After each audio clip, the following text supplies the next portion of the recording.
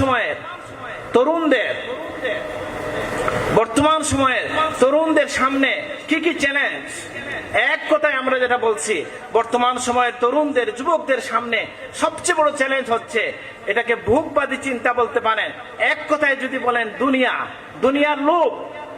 তো এই জন্য মাঝে মধ্যে আমি কষ্ট পাই যে যখন দেখি আমাদের ছেলেরা সবাই বিদেশ চলে যায়, ইউরোপ যায়, আমেরিকায় যায়।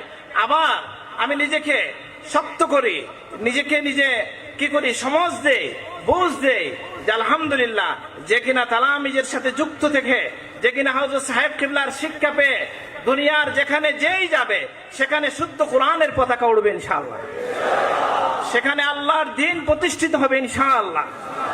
আজকে ব্রিটেনে, আজকে ফ্রান্সে, ইটালিতে, গ্রিসে, জার্মানিতে, সব জায়গায় এই খবর ছড়িয়ে পড়েছে কিনা। সুতরাং আমি আমার তরুণদেরকে, যুবকদেরকে বলছি, যারা এই স্বপ্ন দেখেন, যারা বাইরে যাবেন, সব সময় আপনার সাথে আপনি এই চিন্তাটা রাখবেন, আমি শুধু আমার পেটের জন্য যাচ্ছি না, আমি যাচ্ছি আমার সাথে ওই এলাকায় আল্লাহর শুদ্ধ কালামও চলে যাবে ইনশাআল্লাহ।